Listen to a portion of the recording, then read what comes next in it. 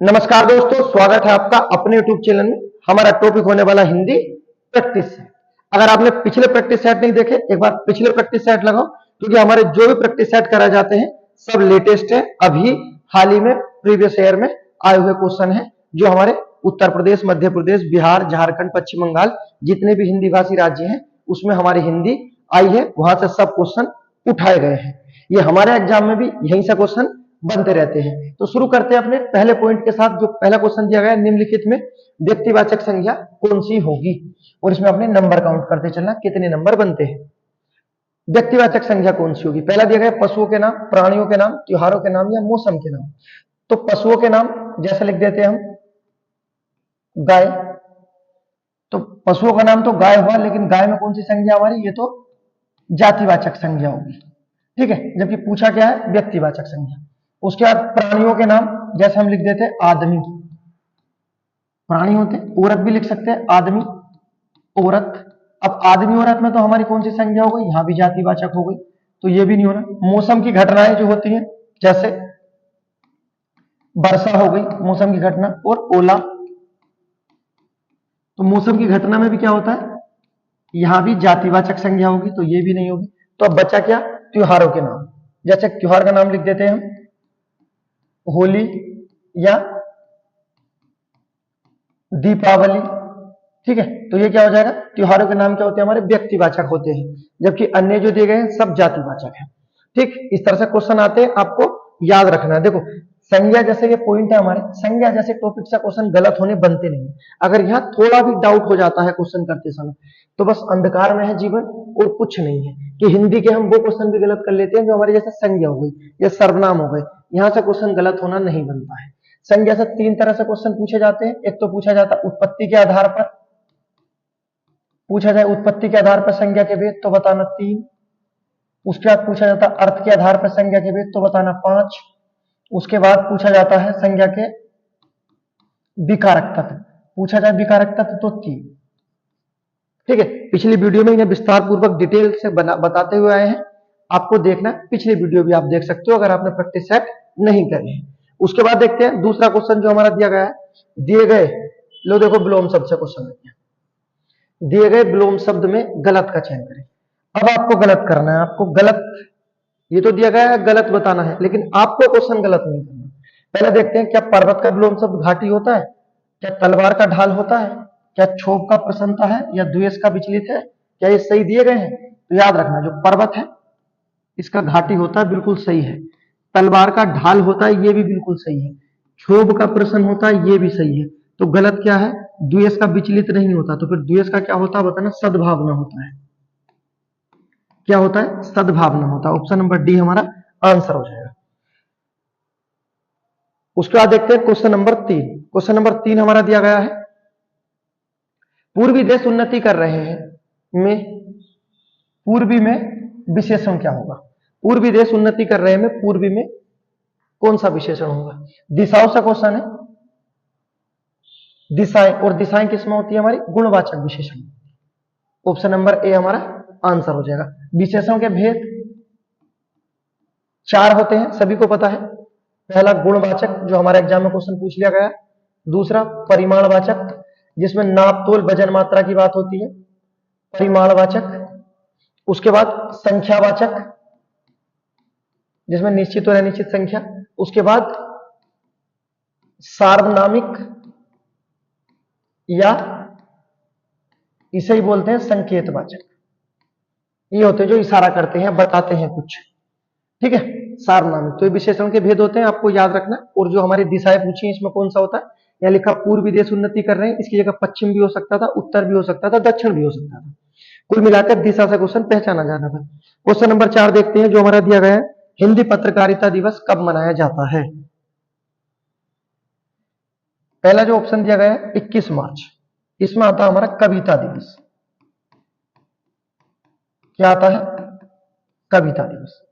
उसके बाद दिया गया है 30 मई। 30 मई को होता है हमारा हिंदी पत्रकारिता दिवस। ऑप्शन नंबर बी हमारा आंसर है।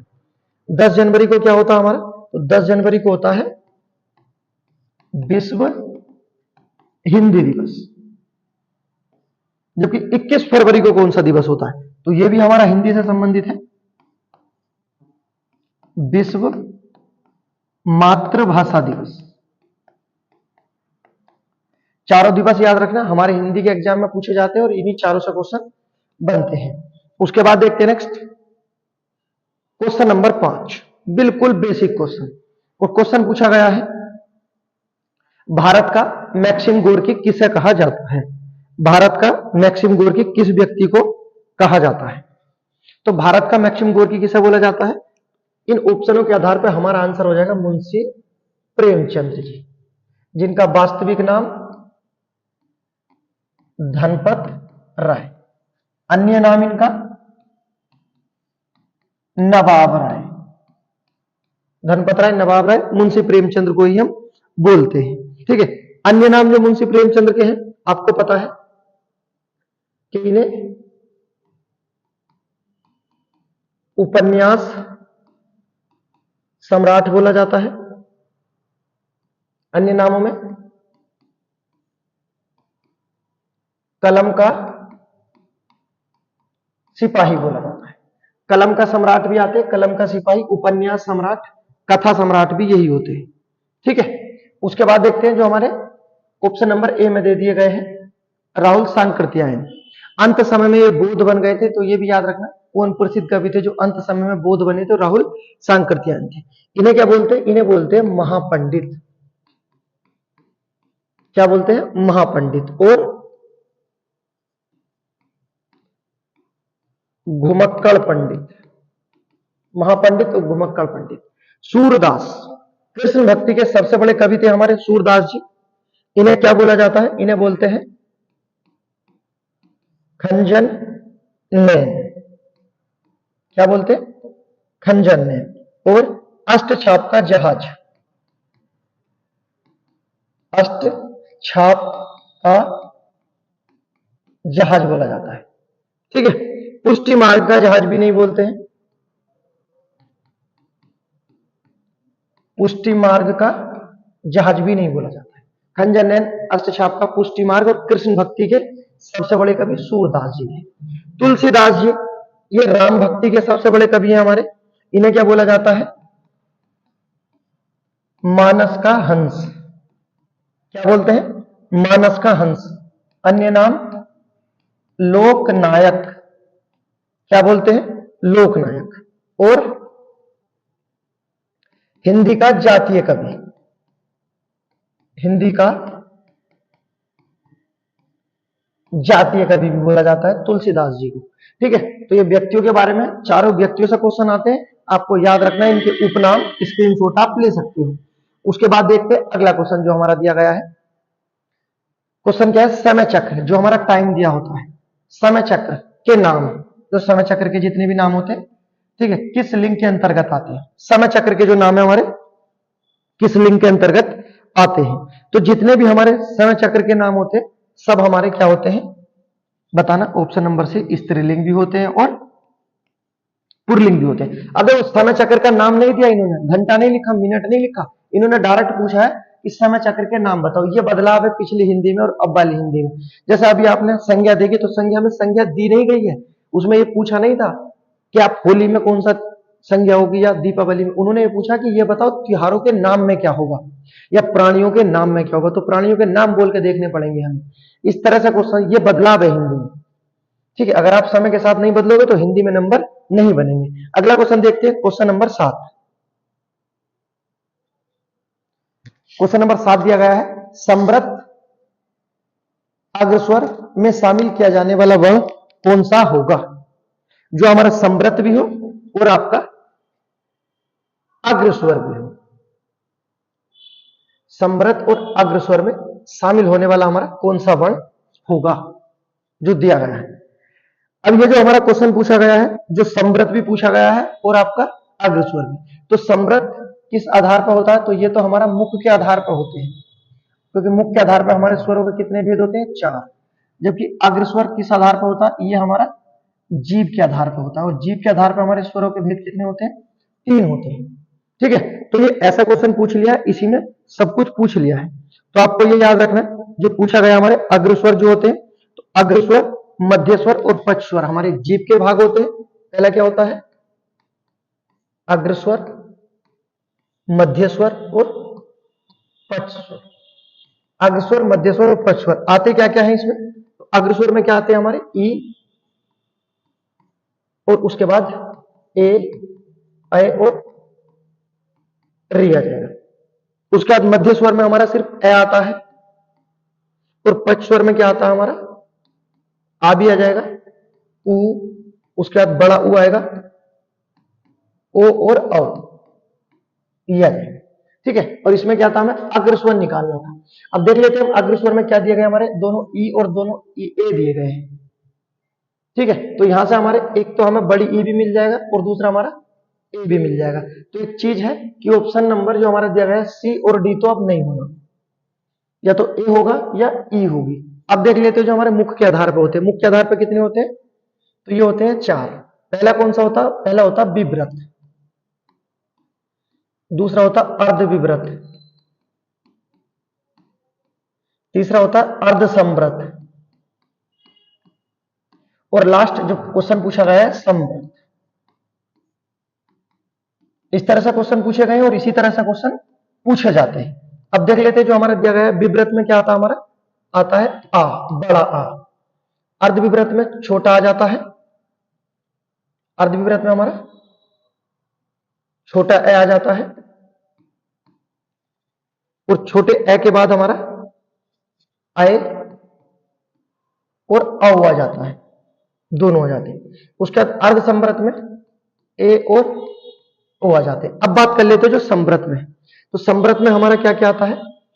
ई आता है, बड़ी ई भी आता है, उसके बाद उ आता है और उ आता है, ये आ जाते हैं।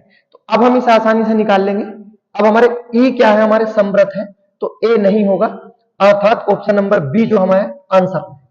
अब इस तरह से क्वेश्चन है। अब देखो ये क्वेश्चन लिखने में आपको लग रहा होगा कि इतना टफ है, टफ नहीं है। क्वेश्चन डायरेक्ट ये भी पूछा जाता है कि आप ये बताओ कि ये जो दिया गया है संवृत, ये किसका भाग होता है? तो ये होता है मुख का भाग। इस तरह से क्वेश्चन पूछे जाते हैं, बस आप प्रैक्टिस करने की देर है, बाकी कुछ नहीं है, आसान होता चला जाएगा सब कुछ। उसके बाद देखते हैं क्वेश्चन नंबर 8। क्वेश्चन नंबर 8 में पूछा गया है निम्नलिखित में से कौन सा टय वर्ग में नहीं आता? किसमें पूछा है? कौन सा टय वर्ग के अंतर्गत नहीं आता है? ऑप्शन दिए गए हैं ठ, डे, घ और अणे। तो जो हमारा टय होता है, जो टय वर्ग होता है, इसमें क्या क्या आता है? टय के बाद ठ आता है, फिर अणे, अणे और न, ये हमारे टय वर्ग में आते हैं। और जो हमारा पूरा टय वर्ग होता है, ये होता क्या है? ये हमारा मूर्धा होता है। ठीक है, तो बचा हुआ जो ऑप्शन नंबर सी है, घ हमारा टय वर्ग में नहीं आता, तो ये हमारा क्या हो जाएगा? आंसर हो जाएगा। उसके बाद देखते हैं next question number 9। Question number 9 दिया गया है और क्वेश्चन पूछा है ओ और औ, ओ और औ किस प्रकार के वर्ण हैं? जो ओ और औ है, ये हमारे किस प्रकार के वर्ण हैं? तो ओ और औ हमारे ऑप्शन नंबर डी हो जाएगा, कंठोष्ठ होते हैं। क्या होते हैं? कंठोष्ठ होते हैं। जबकि तालु पूछा जाता, तालु क्या होता है? तो याद रखना जो हमारी ई होती है ये तालु होती है। अगर मूर्धा पूछा जाता तो री आ जाता, मूर्धा में क्या होता है? री। और कंठोष्ठ में क्या है? ओ और औ दोनों हमारे कंठोष्ठ है। आपको एक चीज याद रखनी है कि ये पूछा जाए स्वरों का उच्चारण, स्वरों का उच्चारण कितने प्रकार से होता है? तो कहना स्वरों का उच्चारण 6 प्रकार से होता है। किस किस प्रकार से होता है? तो पहले याद रखना कंठ, उसके बाद दूसरा तालु, उसका तीसरा होता है मूर्धा, उसके बाद होता है मूर्धा के बाद ओष्ठ, ओष्ठ के बाद होता है कंठोष्ठ, और कंठोष्ठ के बाद होता है कंठ तालु। तो इन 6 प्रकार से हमारे स्वरों का उच्चारण होता है। स्वर का उच्चारण कितने प्रकार से होता है, तो बताना 6 प्रकार से होता है। अब बात कर लेते हैं कंठ में क्या आते हैं हमारे, कंठ में कौन कौन से स्वर आते हैं, तो कंठ में आता है हमारा ए और आ, जबकि तालु में क्या आते हैं, दोनों ई, मूर्धा में आता है री, उसके बाद ओष्ठ में आता है दोनों ऊ। अब यही हमारा क्वेश्चन था कंठोष्ठ, कंठोष्ठ में क्या आते हैं हमारे ओ और औ, और यहीं से क्वेश्चन पूछा गया था। कल के दिन को कंठ तालु भी पूछा जा सकता है, पूछा भी जाता है तो ए और ए है, ठीक है। तो ये भी याद रखना आपको, स्वरों का उच्चारण कितने आधार से होता है, तो बताना 6 आधार से होता है। यही आपका आधुनिक हिंदी का आधार है भैया, आप याद करो और कंप्लीट करो। अगला देखते हैं नेक्स्ट जो दिया गया है, विसर्ग से बना शब्द कौन सा है, ठीक है। अब क्या इसमें भी हमें टाइम लेना है कि विसर्ग से बना शब्द कौन सा होगा, तो ये याद रखना ऑप्शन नंबर बी हमारा विसर्ग से बना शब्द होगा। उसके बाद जो याद रखना कि विसर्ग किसका अंग होते हैं, तो बताना ये सर आयोग भाग के अंग होते हैं। किसके अंग होते हैं, आयोग भाग के अंग होते हैं। उसके बाद देखते हैं अगला क्वेश्चन जो हमारा दिया गया है, गरीबों की सहायता करो, ठीक है करेंगे। गरीबों की सहायता करो में गरीब शब्द क्या है, ये विशेषण है, जातिवाचक संज्ञा है, विशेष्य है या बहुवाचक संज्ञा है, तो गरीबों की मदद करो में गरीब क्या है, गरीब जातिवाचक है, ठीक है, याद रखना। उसके बाद देखते हैं next question, question number 12। Question number 12 में क्या दिया गया है, नौकर चिट्ठी लाया, सही है, में क्रिया का भेद प्रयुक्त हुआ है। नौकर चिट्ठी लाया में क्रिया का कौन सा भेद है, क्या से क्वेश्चन करो आपको उत्तर मिल जाएगा। क्या लाया, तो आप कहोगे चिट्ठी लाया, अर्थात क्या हो जाएगा हमारा सकर्मक क्रिया हो जाएगी, ठीक है। कौन सी क्रिया हो जाएगी, सकर्मक क्रिया। उसके बाद देखते हैं नेक्स्ट अगला क्वेश्चन, नेक्स्ट भी क्रिया सही है, अगला क्वेश्चन भी सकर्मक क्रिया बताइए। हंसना, क्या हंसना, कुछ उत्तर नहीं मिलेगा, तो ये हमारा सकर्मक नहीं होगी, अकर्मक है। उसके बाद क्या है, लिखना, क्या लिखना, बहुत सारे उत्तर मिल जाएंगे, सर पत्र लिखना, तो यही हमारा क्या हो जाएगा, सकर्मक क्रिया हो जाएगी। आप रोने से करके देख लो, रोना, क्या रोना, तो कोई उत्तर नहीं मिलेगा। आप ये मत कहना तेज तेज रोना, फिर वो प्रश्न करेंगे हम कैसे रोना, तो तब बोलेंगे तेज तेज रोना। क्या रोने से करना, सिर्फ क्या से प्रश्न करना है। उठना, क्या उठना, तो ये मत कहना जल्दी उठना, जल्दी उठने का होगा कैसे उठना। कैसे से प्रश्न नहीं करना, हम कभी कभी कैसे से कर लेते हैं, सिर्फ क्या से करना होता है, ठीक है। लिखने पर हो जाएगा, क्या लिखना, कहना पत्र लिखना, बहुत सारी चीजें मिल जाएंगी लिखने से। उसके बाद देखते हैं नेक्स्ट अगला question, question number 14। Question number 14 दिया गया है, बाहर संज्ञा शब्द का विशेषण रूप क्या होगा। बाहर का आसान है, कोई सा ऑप्शन मैच भी नहीं हो रहा, तो बाहर का क्या हो जाएगा, बाहर ही हो जाएगा। इतने आसान आसान क्वेश्चन भी आते, आप बस प्रैक्टिस करो और कुछ नहीं होता हिंदी में, प्रैक्टिस ही होती है सब कुछ दुनिया में, इसके अलावा कुछ नहीं है। जब आप किसी चीज की बहुत ज्यादा प्रैक्टिस करोगे, ये आपका टैलेंट बन जाएगा। टैलेंट प्रैक्टिस के बाद पैदा होता है, बचपन से किसी के अंदर नहीं होता है, ठीक है। बस प्रैक्टिस इतनी करो, अभ्यास इतना करो कि जिस दिन रण क्षेत्र में जाए उस दिन तो अपना रिजल्ट सामना है, बस। उसके बाद देखते हैं नेक्स्ट अगला क्वेश्चन, क्वेश्चन देखते हैं जो अगला दिया गया है। नेक्स्ट क्वेश्चन दिया गया है, संस्कृति में कौन सा प्रत्यय जोड़े की यह शब्द विशेषण बन जाए, तो संस्कृति में एक जुड़ जाएगा, ऑप्शन नंबर ए हमारा आंसर हो जाएगा इस आधार पर, ठीक है, बिल्कुल आसान है। अगला क्वेश्चन देखते हैं, क्वेश्चन नंबर 16, हाथी का स्त्रीलिंग क्या होगा, हाथी का स्त्रीलिंग बताना है। तो हाथी का हथनी तो होगा, लेकिन कौन सा वाला शुद्ध होगा, तो याद रखना हाथी का क्या होता है, हथनी नहीं होता, हथनी होता है। ऑप्शन नंबर सी हमारा आंसर हो जाएगा। हाथी का क्या होगा, तो हाथी का हथनी होता है, इस तरह से शुद्ध लिखा जाता है। अगला देखते हैं next question number 17। Question number 17 देखते हैं जो दिया गया है, दो शब्दों के परस्पर मेल से तीसरे शब्द को क्या कहते हैं। जब दो परस्पर शब्दों के योग से तीसरा शब्द बनता है तो उसे हम कहते हैं समास। और समास का शाब्दिक अर्थ क्या होता है, संक्षेपी करण करना, अर्थात किसी चीज को बहुत छोटा कर देना बताते समय उसे क्या कहते हैं हम? समास कहते हैं। ठीक है, समास की पूछा जाए उत्पत्ति किस शब्द से हुई है, तो समास की उत्पत्ति अस धातु से हुई है। किस धातु से हुई है? अस धातु से हुई है। ठीक है, इसके बारे में याद रखना। उसके बाद क्वेश्चन पूछे जाते हैं समास के भेद। जब कभी समास के भेद से क्वेश्चन पूछे जाए तो आपको यह याद रखना है कि अगर पूछे गए हैं समास के संस्कृत में भेद, कि समास के संस्कृत में कितने भेद होते हैं, तो आप बताना संस्कृत में 6 भेद होते हैं। उसके बाद अगर पूछा जाए समास के भेद हिंदी में, तो बताना समास के हिंदी में 4 भेद होते हैं। ठीक है, जो हमारे 6 भेद होते हैं और 4 भेद 2 खत्म हो जाते हैं, उन्हें एक बार देख लेते हैं। समास के जो हमारे समास के संस्कृत में भेद होते हैं, पहला होता है अव्ययभाव समास, अव्ययभाव समास। दूसरा होता है तत्पुरुष समास। तीसरा होता है कर्मधारय समास। उसके बाद चौथा होता है द्विगु समास। पांचवा होता है द्वंद्व समास। और लास्ट और सबसे महत्वपूर्ण समास होता है बहुब्रीहि समास। ठीक है, तो ये समास के हमारे भेद होते हैं संस्कृत में।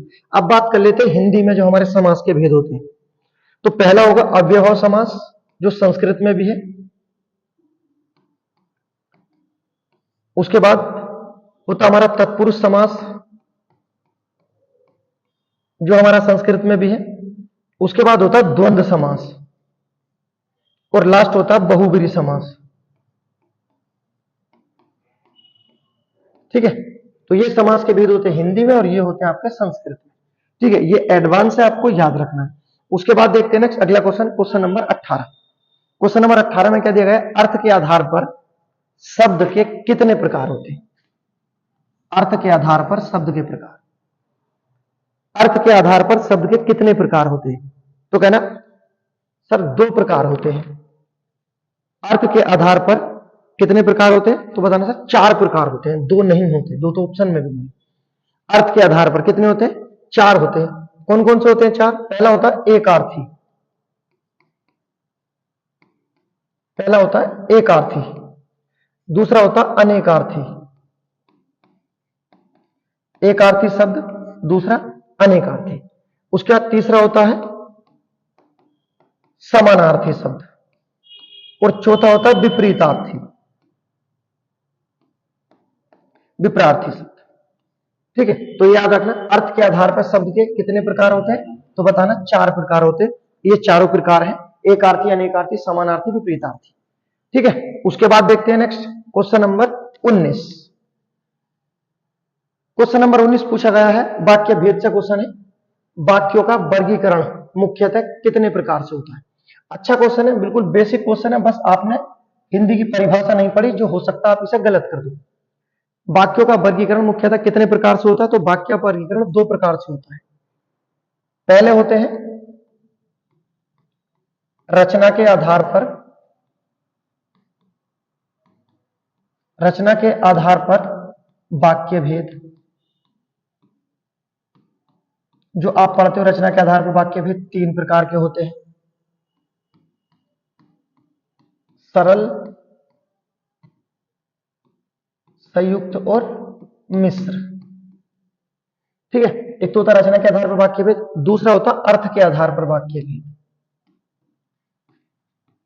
अर्थ के आधार पर, अर्थ के आधार पर वाक्य भेद कितने होते हैं? ये 8 होते हैं। और यही हमारा क्वेश्चन पूछा गया है कि वाक्यों का वर्गीकरण मुख्यतः कितने प्रकार से होता है? तो बताना 2 प्रकार से होता है। उसके बाद देखते हैं नेक्स्ट अगला क्वेश्चन जो हमारा दिया गया है, मोर, सर्प, चातक के अर्थों को प्रकट करने वाला एक शब्द बताना है। एक शब्द बताना है जो समानार्थी है, जो मोर का भी है, सांप का भी है। आपको एक चीज याद रखना, जो मोर का है ना समानार्थी शब्द, और जो सर्प का है और जो चातक का है, अन्य में वो बादल का भी होता है। आज इसे ही खत्म करते हैं। बादल का होता है, उसके बाद जो होता है ये हिरन का होता है, पानी का भी होता है, पानी के बाद सिंह मतलब शेर का भी यही पर्यायवाची होता है, अनेकार्थी। उसके बाद कामदेव का होता है, उसके बाद कमल का होता है, आप देख सकते हो कितनों का एक ही अर्थ होगा। उसके बाद स्त्री का भी होता है, हंस का भी होता है, उसके बाद जो हमारा भौरा होता है उसका भी होता है। ठीक है, तो एक शब्द जो मोर का भी है, सर्प का भी है, चातक का भी है, बादल का भी है, हिरन, पानी, सिंह, कामदेव, कमल, स्त्री, हंस और भूरा। ठीक है, तो ये क्या होता है हमारा, सभी को पता, सारंग होता है। ऑप्शन नंबर ए हमारा सही हो जाएगा। ठीक है, उसके बाद देखते हैं नेक्स्ट। आप देख सकते हो कितने सारों का ये होता है। देखते हैं क्वेश्चन नंबर 21। क्वेश्चन नंबर 21 दिया गया हमारा, अभिज्ञ और अवज्ञा शब्द का सुसंगत अर्थभेद बताना, मतलब इसका कौन सा जोड़ा शुद्ध होगा, अवज्ञा और अवज्ञा का। तो जो दिया गया है ऑप्शन नंबर बी, ये बिल्कुल शुद्ध होगा। अवज्ञा क्या होता है, जानकार, और अवज्ञा होता है, जो सविनय अवज्ञा आंदोलन था वो होता है अज्ञानी। ऑप्शन नंबर बी हमारा शुद्ध हो जाएगा। उसके बाद देखते हैं next question number 22। Question number 22 में क्या दिया गया है हमारा,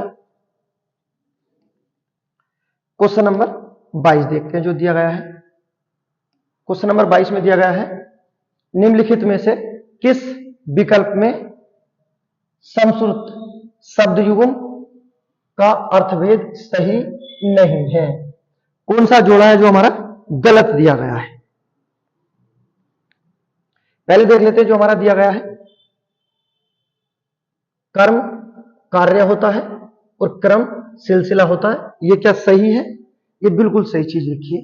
उसके बाद जो दिया गया है दूसरा, उद्यत तैयार और उद्दत अक्षर होता है, ये भी बिल्कुल सही लिखा हुआ है।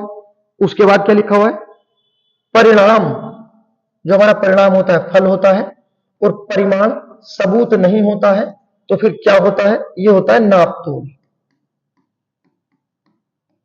क्या होता है, नापतोल। परिमाण होता है, नापतोल वजन मात्रा बताता है, वो ये। तो ऑप्शन नंबर सी हमारा गलत हो जाएगा। अगला भी देख लेते, जो दिया गया गण समूह होता है और गणनीय गिनती होती है जो गिनने योग्य हो, तो ऑप्शन नंबर सी हमारा हो जाएगा। इस तरह के क्वेश्चन आते हैं, आपको याद रखना है। क्वेश्चन नंबर 23 देखते हैं, दिया गया क्वेश्चन नंबर 23। क्वेश्चन नंबर 23 दिया गया है, निम्नलिखित में से कौन सा विकल्प वर्तनी की दृष्टि से शुद्ध है। ऐसा शब्द जो वर्तनी की दृष्टि से शुद्ध है, अर्थात एक वर्तनी हमारी शुद्ध होगी। पहला लिखा हुआ लिपि, लिपि अशुद्ध लिखा हुआ है, क्योंकि लिपि जो होती है दोनों मात्राएं कैसी आती है, छोटी होती है। याद रखना, लिपि पर दोनों मात्राएं छोटी होती है। दूसरा ऑप्शन लिखा रेडियो, तो रेडियो नहीं होगा, रेडियो होता है। क्या होता है, रेडियो होना था। उसके बाद नेक्स्ट सी, तो पूर्ण रूप से ही गलत लिखा हुआ है। क्या लिखा है, लिखत, लिखत नहीं होता, लिखित होता है। ठीक है, तो ये तीनों तो गलत हो गए, तो शुद्ध कौन सा हो जाएगा, मैथिली शरण हमारा शुद्ध लिखा हुआ है। ठीक है, तो ऑप्शन नंबर 23 का आंसर क्या हो जाएगा, डी आंसर हो जाएगा। उसके बाद देखते हैं next question number 24। Question number 24 और क्वेश्चन नंबर 25 दोनों को देखते हैं, जो दिए गए निम्नलिखित में से मेधावी में प्रयुक्त प्रत्यय बताना है। प्रत्यय से क्वेश्चन है, उपसर्ग प्रत्यय से क्वेश्चन आते हैं, और 25वां क्वेश्चन हमारा उपसर्ग से है। उपसर्ग और प्रत्यय के बारे में, दोनों चीजों के बारे में क्या याद रखना है, कि दोनों ही जो होते हैं हमारे शब्द के अंश होते हैं। उपसर्ग भी और प्रत्यय भी क्या होते हैं, शब्द के अंश होते हैं, ना कि पूरा शब्द होते हैं।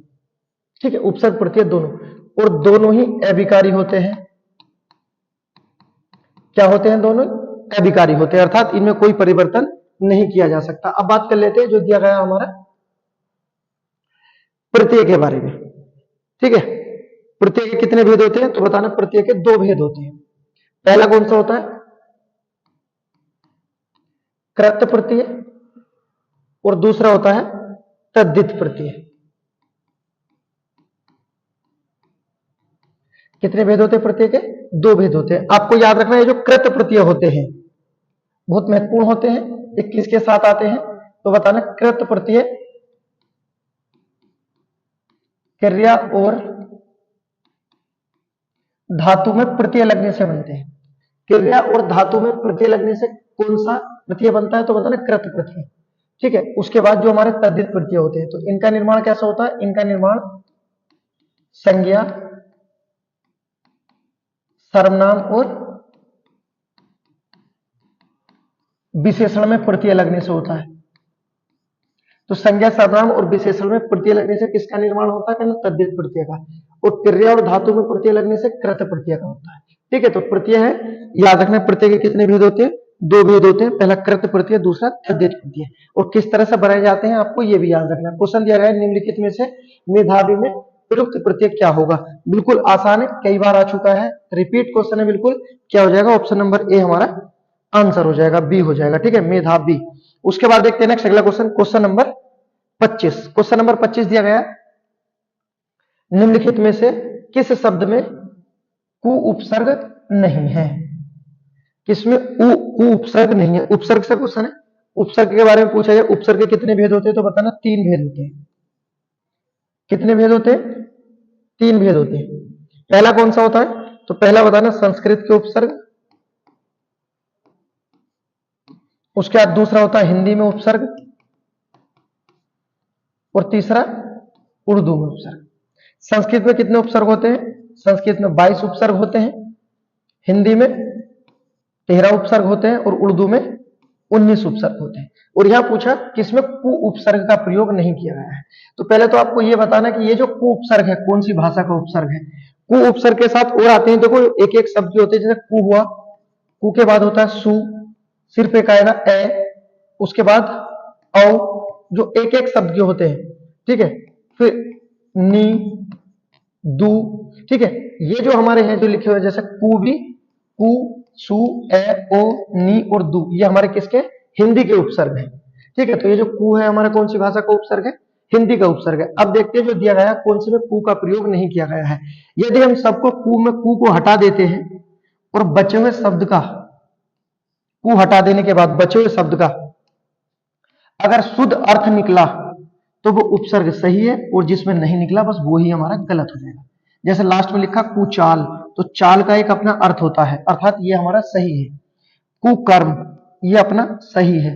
कुरूप, रूप का भी एक अर्थ होता है। अगले लिखा कुशल, सल का कोई अर्थ नहीं होता। ठीक है, तो किसमें कु उपसर्ग का प्रयोग नहीं किया गया? ऑप्शन नंबर बी में सही प्रयोग नहीं किया गया। आप इस तरह से छांट कर भी कर सकते हैं। ठीक है, उसके बाद नेक्स्ट, अगर वीडियो पसंद आई तो लाइक करें, सब्सक्राइब करें। मिलते हैं एक और जोरदार वीडियो के साथ, तब तक के लिए गुड बाय।